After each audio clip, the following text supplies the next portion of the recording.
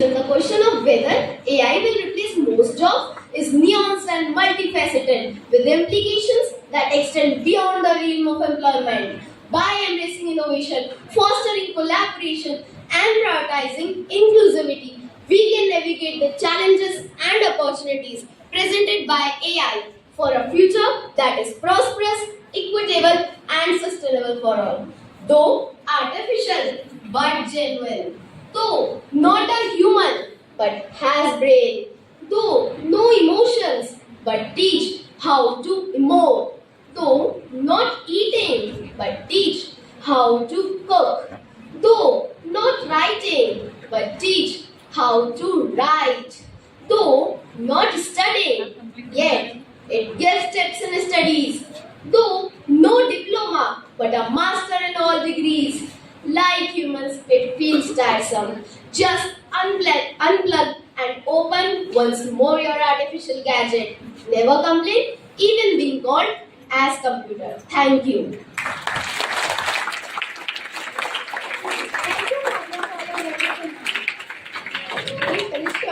Do you ever feel like you are missing out in life because you don't know what's going on?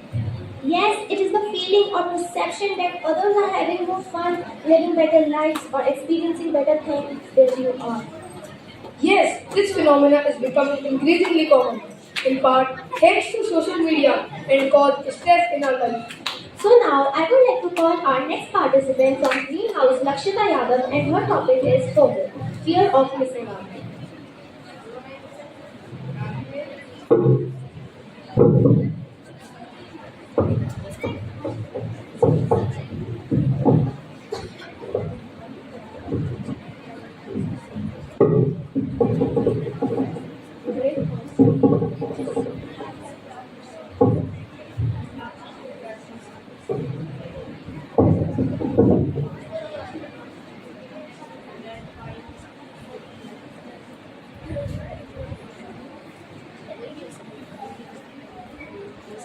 Your time is limited. Don't waste it living someone else's life. A very good morning to esteemed judges, teachers, and my fellow mates. I, Lakshita Yadav, of grade 8A from Greenhouse, is here to address a phenomenon that has increasingly pervasive in our society. That is FOMO, the fear of missing out. Yes, you heard it right. The fear of missing out. To begin with FOMO, I would like to ask everyone present here that how many times do you get this feeling that somewhere, somehow, something amazing is happening and you are not the part of it? This is what they call the fear of missing out.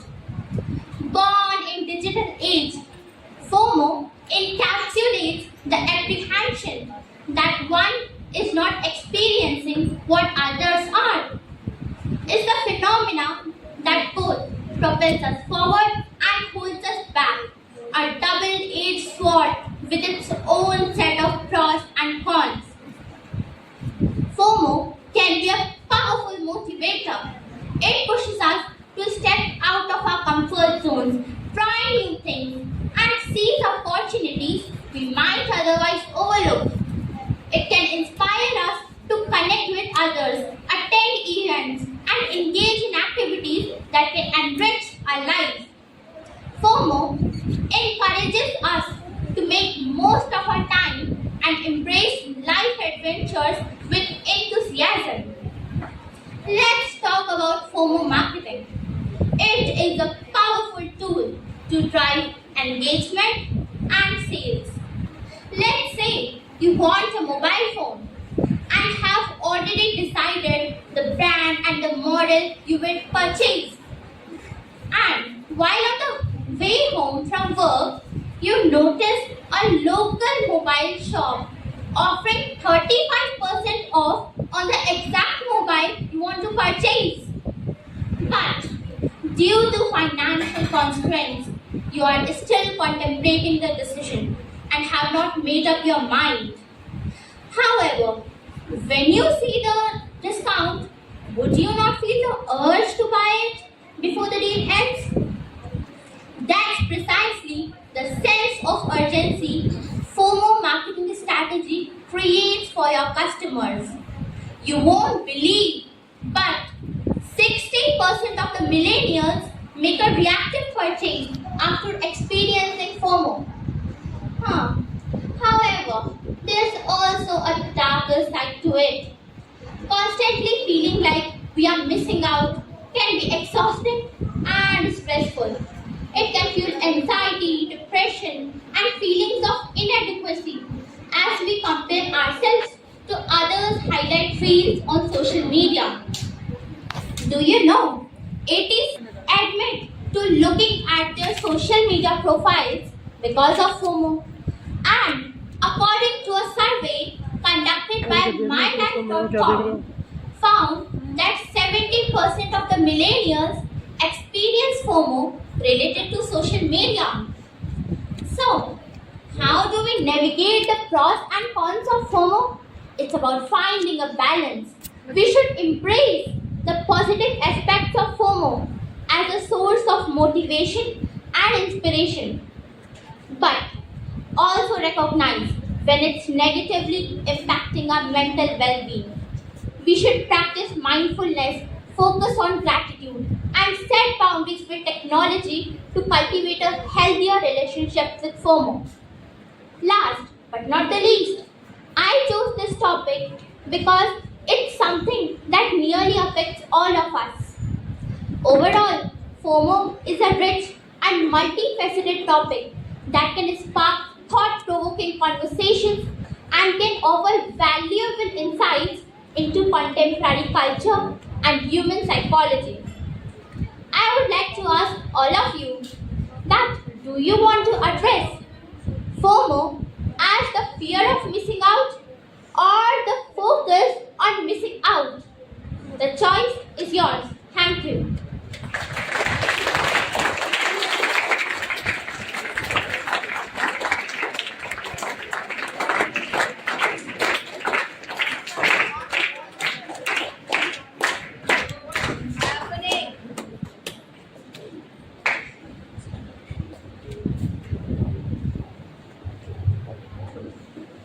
Great thoughts, Lakshata. Garvit, is it important to be selfish in life? Yes, we need to take care of ourselves, love and nurture ourselves. Some theorists say being selfish is a good thing because it is necessary in order to give back to others.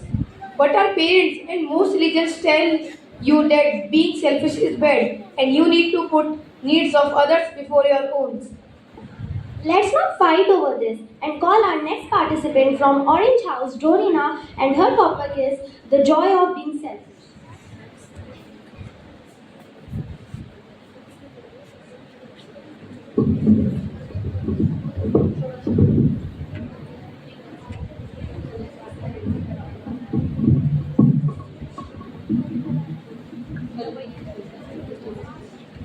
Being called selfish doesn't feel like a compliment, but a trait can actually make you a better person.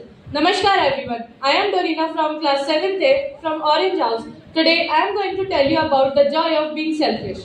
Being called selfish doesn't feel like a compliment, but a trait can actually turn you into a better person. When you first take care of yourselves and show up as a healthy, grounded person in life by putting yourselves first and making personal fulfillment a priority. We are better equipped to help others by first helping ourselves. Yes, sounds like a contradiction, doesn't it? Being selfish is wrong, being selfless is right.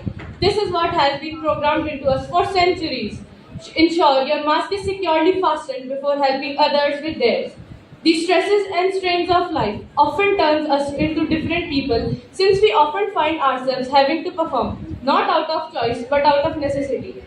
Key to healthy selfishness is being self-focused instead of self-involved.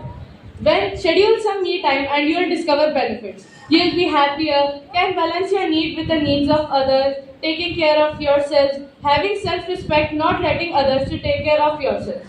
If you have a well-developed sense of who you are, what you enjoy, and the ability to communicate this to all, you are a happier person. Putting yourselves first is not a negative quality. It's your own job to take care of yourselves and get what you need. So, after listening to this all, what can you do? Well, for starters, you can pick a day in a week and have an appointment with yourselves. in which you will do things which will make you feel relaxed. When you are much able to focus within, you are much more authentic and happier. So, in the end, I wanted to say that selfishness at the expense of others is bad. Self-care for the betterment for others is good. Thank you. Thank you, Dorina. What's your favorite color, Kanishka? Blue, What's your favorite game? football and cricket. You are a girl. How come you like blue color and play football?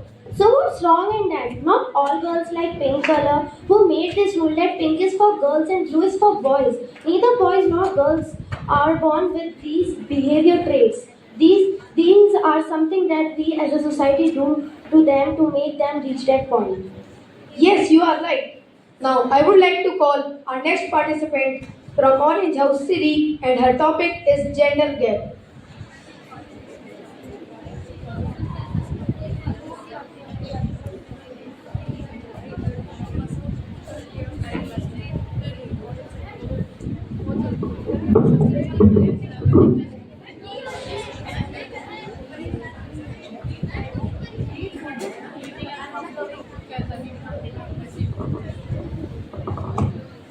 Hello.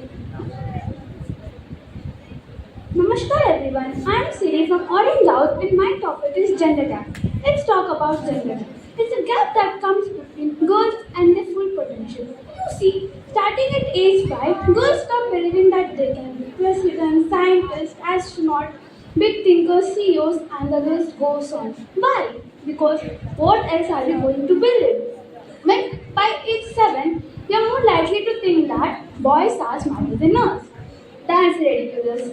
And when we are 3 times less likely to be given a science-related toy. That's sad. And when our parents are twice likely to Google, is my son gifted? Then is my daughter gifted? That's not cool. We need to see brilliant women being brilliant and see how they got to where they are. To imagine ourselves doing what they do. We can't do it all alone. Moms, dads, brothers, spouses, we need all of you to help. We need to close the gender gap. It's up to all of us. No country in the world it can say that they achieve gender equality. But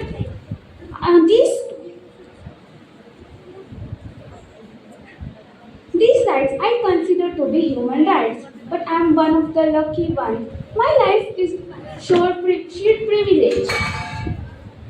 My parents didn't love me less because I was a daughter. My school didn't limit me because I was a girl.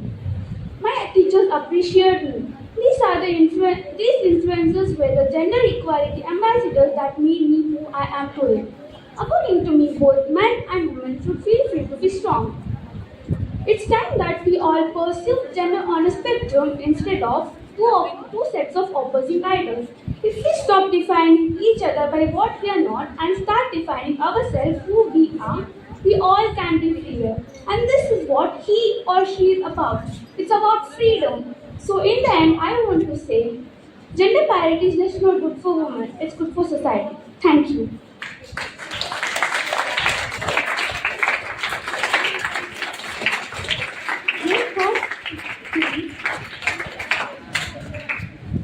Great thought, Siri. Garvit, tell me what is the world's biggest mental health problem? I don't know, Kanishka. Anxiety disorder. An estimated 275 million people suffer from anxiety disorders. Yes, anxiety is a thin stream of fear trickling through the mind. If encouraged, it cuts the channel into which all the thoughts are drained. Now, I would like to call our next participant from Blue House, Vidyanshi Agarwal, and her topic is anxiety. I am worried, I am agitated, I am lost, I am stressed, I am scared. People call it anxiety. Namaskar, I am Divyanshi is here to talk about anxiety. Anxiety is a mental health disorder that has become increasingly common in the modern world. It is a feeling of unease such as worry or fear that can mild or severe and it can interfere in the person's daily life. Anxiety can be caused by a variety of factors including genetics, environment and lifestyle. One of the primary causes of anxiety in the modern society is the fast-paced and high-stress lifestyle that many people lead. With the advent of technology, people are constantly connected and are expected to be available 24/7. This can cause a sense of overwhelm and anxiety as people struggle to keep up with the demands of their work and personal life. Additionally, social media has become a significant source of anxiety for many people. People are bombarded with the images of perfect lives and bodies. Social media also creates a sense of constant comparison, which can lead to the feeling of being left behind. Another factor contributing to anxiety in the modern society is the lack of physical health and poor diet. Many people spend their days sitting at a desk or in front of a screen, which can lead to many health problems and mental stress. A poor diet that is high in sugar can also contribute to anxiety by causing fluctuations in the blood sugar levels and impacting the brain functions. Finally, the pressure to succeed and meet high expectations can also contribute to anxiety. Many people feel the need to constantly achieve and excel. Despite the negative impact of anxiety, anxiety can also be seen as a gift of modern lifestyle. Anxiety can be a warning of people that something is not right in the person's mind. It can motivate people to make positive changes by seeking therapy, practicing self-care, and making changes to their lifestyle. Additionally, anxiety can be a significant source of creativity and innovation. Many writers, artists, and entrepreneurs have used their anxiety as a source of inspiration and motivation. Anxiety can be catalyst for growth and personal development.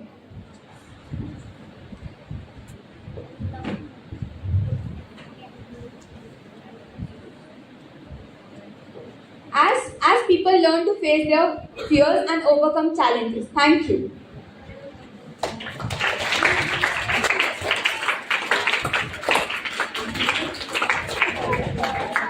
Thank you, Divyanshi. When girls are valued less than boys, women less than men, they face many multiple risks throughout their life, at home, at work, at school, from their families and from strangers. Yes, you are right. All human beings deserve equal treatment, no matter their gender identity or sexuality. So now I would like to call our next participant, Tejas Pandey, and his topic is gender stereotype.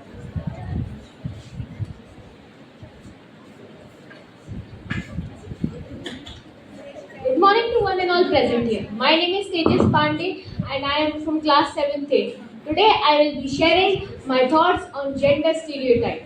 Before we start, I would like to give you all a riddle. A father and a son get into a car crash. They are both rushed to the hospital. The father unfortunately passes away. The son is taken to the operating room. There the surgeon comes in and says, I cannot operate on this boy. He is my son. Can any one of you tell me what the answer is? No? Okay, I'll tell you what the answer is. The mother is the surgeon. I know some of you didn't get this riddle because we tend to think of surgeons as men. This gender norm is also called gender stereotype. Gender stereotype is recognized as the generalization or preconception about a person's traits, characteristics, and roles depending on their gender. See, now gender stereotype starts at a very young age, even before we're born, throwing gender reveal parties, baby showers, etc. I'm not saying there is anything inherently wrong with these parties, but we already start to associate the color blue with boys and pink with girls. Some parents label their children as a ladies' man or a princess. The thing wrong with these labels is that we already start to create a type of personality for the child, labeling boys as masculine and dominant and girls as soft and sweet. Gender stereotypes limits our ability to create personal characteristics and identity. Mommy's little hunk, daddy's little girl. This gendering doesn't stop here. It continues in the language we use, labeling boys as tough and girls as sweet. It also doesn't stop here. It also continues in the types of toys children are given. Most parents give their boys tools, trucks, and trains, while giving girls dolls, kitchen sets, and art supplies, without a single thought about what the child may actually prefer. An overwhelming amount of clothing stores present pink and purple for girls and blue and green for boys. Even at home, girls are encouraged to help out in cooking. The question arises, where do these gender stereotypes come from? The answer is that it is simply built into our biology. We learn it like language. We learn it through interactions with others, advertisements, social media, being influenced by our parents, friends, and the world around us. Is there anything wrong with these stereotypes? The answer is not necessarily. It is perfectly fine for a girl who enjoys swing and even has the access to the whole range of toys and the internet.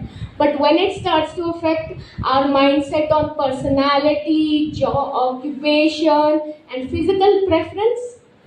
Now, for occupation, we subconsciously group certain jobs to certain genders.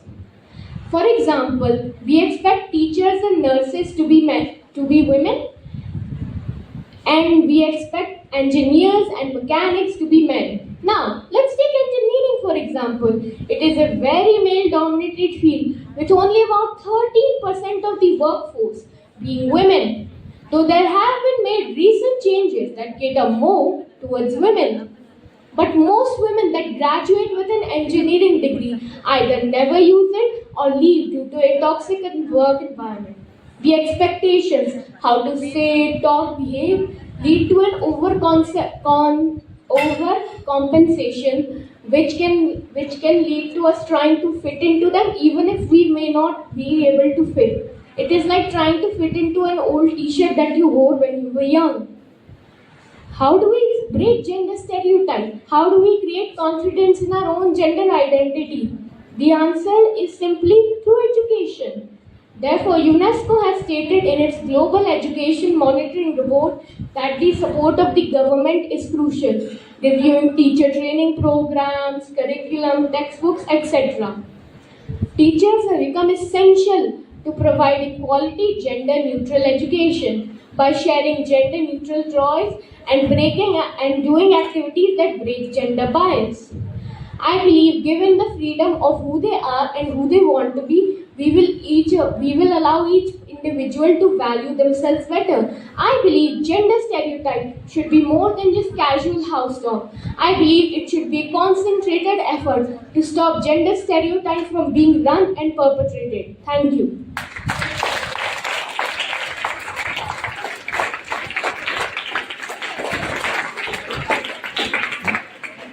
Thank you, Tejas. Do you know, Kanishka, the key to success? Yes, of course. Good marks in exams. Yes, we need good marks, but the key to success is communication. Effective communication helps students to connect with others, express empathy, resolve conflicts, and establish a supportive network.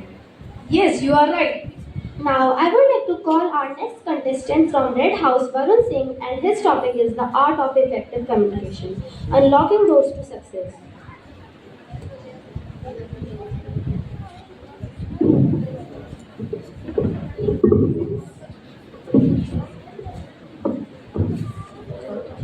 Hello. Esteemed judges, respected teachers, and fellow students, Namaskar to one and all present here.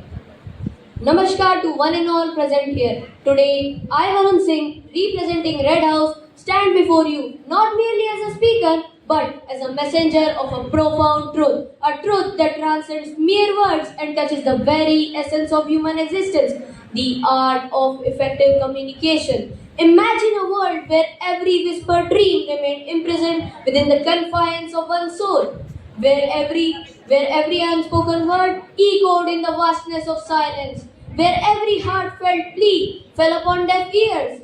Such a world would be a barren wasteland devoid of connection, understanding, and progress. Effective communication is not just a skill, it is the cornerstone upon which civilizations rise and fall. It is the catalyst for change. But what sets apart the master communicators from the masses? It is not merely the eloquence of their speech or the sophistication of their expression, but the raw power of their empathy, the depth of their understanding, and the sincerity of their intention. In a world besieged by the cacophony of voices clamoring for attention, it is not the loudest voice that prevails, but the one that speaks with clarity, authenticity, and conviction. It is the voice that listens as intently as it speaks, that understands as deeply as it seeks to be understood, that connects a level beyond mere words. In the labyrinth of modernity, where technology threatens to eclipse genuine human connection, the art of effective communication has never been more vital. In a world where a single misinterpreted message can sow seeds of discord and division, effective communication becomes the universal cure for the ills of our time. As students, we stand at the threshold of our future, armed not solely with knowledge, but with the power to communicate that knowledge effectively.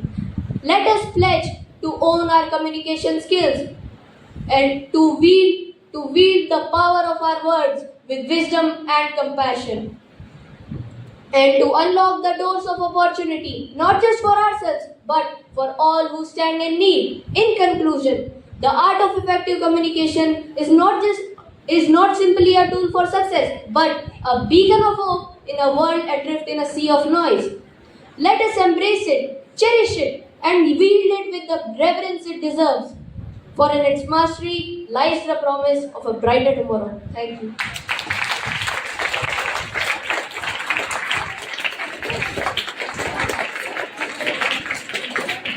Thank you, Varun. What a wonderful performance. Journey to infinite possibilities where knowledge and imagination begins. That's true. Albert Einstein said, imagination is more important than knowledge. For knowledge is limited to all we know and understand, while imagination embraces the entire world and all the ever will be know and understand. Now I would like to call our last participant from Red House, Mayank Khandelwal, and his topic is the power of imagination, fueling creativity and knowledge.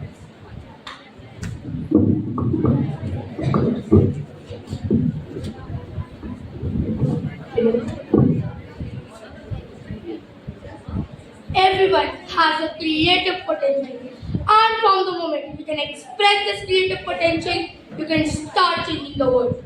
Namaskar, esteemed judges, respected teachers, and my dear friends. Today, I am Mayank Khandelwal, representing Red House, stand before you to extol the wondrous power of imagination, the spark that ignites the flame of creativity and innovation. In a world teeming with possibilities, it is our imagination that propels us forward, guiding our steps towards uncharted realm of discovery and invention. Close your eyes for a moment and envision a world transformed, a world devoid of colors, of music, of artistry, a world bound by the shackles of reality with no tool to set it free. It is our imagination that paints the canvas of our existence with vibrant hues and that composes symphonies of wonder in the silence of the minds and sculpts masterpieces from the raw clay of possibilities. But imagination is more than the mere escapism. It is crucible in which ideas are forged. It is crucible in which seeds of innovation take root and blossom. Every great invention, every groundbreaking discovery begins as a flicker of imagination in the fertile soil of the mind. It is through the lens of imagination that we envision a world transformed, where impossible becomes possible and unimaginable becomes reality. In this melting pot of imagination, there are no boundaries, no limitations, only boundless potential waiting to be unleashed. It is power of imagination that compels us to push the boundaries of what is known, to explore the uncharted territories of our curiosity, and to dare to dream the impossible dream. Let us, as students, we are torch bearers of tomorrow and stewards of the future. It is our duty, our privilege to nurture and cultivate the flame of imagination within us, to fan the embers of creativity and innovation until they burn bright with the intensity of 1,000 suns. Let us vow this day to embrace the power of imagination, to dare to dream, to dare to create, to dare to innovate. Let us harness the boundless potential of our imagination that shape the world, which is more beautiful, more vibrant, and more wondrous than we ever dared to imagine. Lasting conclusion, I would like to say that the power of imagination is just not the gift bestowed upon fortunate few. It is the birthright that resides within each and every one of us. So let us cherish it. So let us nurture it and unleash its full potential upon the world. Thank you.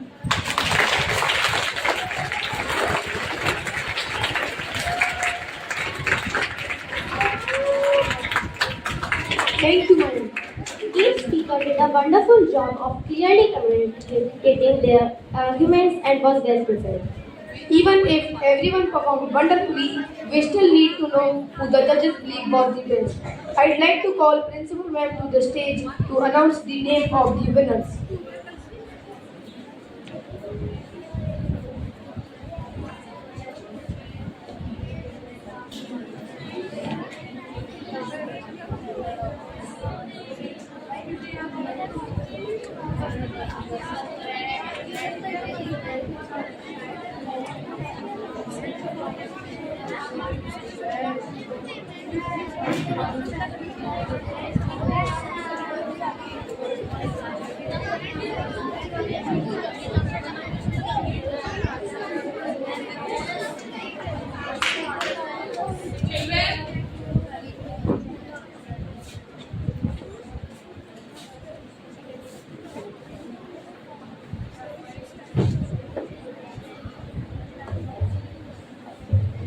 Namaskar everyone.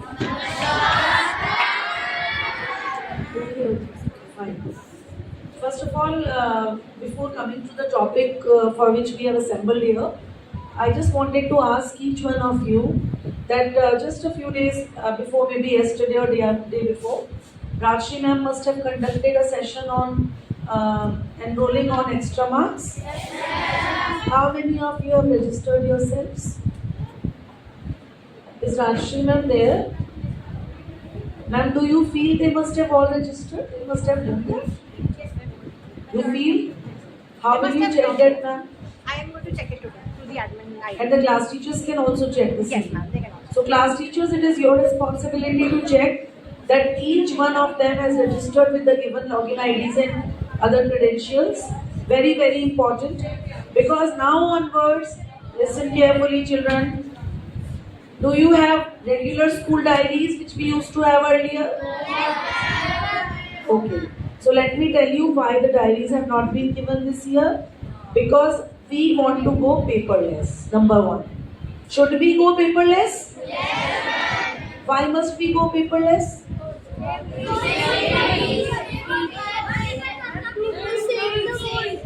One person will speak, okay? My little monkey. To save the trees. To save the trees, that's wonderful. Yes, paper is made from trees, the wood, which is these days a rare commodity because forests are being cut. Deforestation, you must be studying. Yes, so we must do our bit or not? Yes. To protect and conserve our environment, we must do our bit. And what we can do, we can go paperless. Yes? Okay. So every day you have to open up your software, find out what assignments teachers have given, what all details are there, your reports, your portfolio. Very, very much impressed, first of all, with the topics that were chosen. So may I know how did we come to this conclusion that we should be taking this topic, that topic? House teachers have only chosen the topics. So it was really great. The topics that were taken were altogether very different and unique. Not like every year, isn't it? So I'm very happy with the chosen topics, and almost each topic was very much, relatable. Isn't it? Relatable with your age group and with students and even with us also. We could connect with the topic. We could also connect ourselves with this topic. You have to say something? Okay.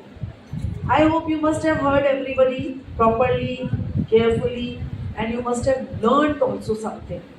Now, what is the difference between declamation and debate? Can anyone tell me, please? Yes? Speak about the topic. In declamation, a topic is given to you and you have to speak for 3 to 4 minutes. But in debate, for one topic, you have to say the pros and for one, has to say cons. That's also correct. So debate basically is an agreement or a disagreement on the given topic, right? And you compare both the points. You feel that yes, agreement to certain topic is, more better. Then you go towards that particular, in the favor or maybe against it, right? But when you talk about declamation, you have to stand, you have to think, you have to speak, and you have to present yourselves. Okay? So everything went off very well, but somebody has to come first and somebody has to come second. Right? Everybody cannot be the winner. Presentation is more important because it needs a lot of courage to come here on the stage and speak about things. Yes or no? Yes. Yes.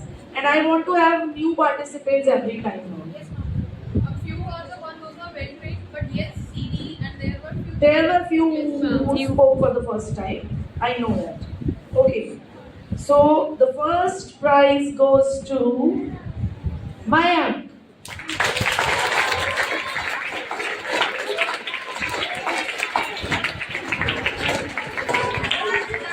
Second prize goes to Lakshita. Because Lakshita had chosen such a wonderful topic. I don't know whether to help her to, select the topic and write it. Okay. Wonderfully presented. And the topic was also very much, close to heart and very much, in these days. FOMO. Right? Okay. And the third prize goes to Varun.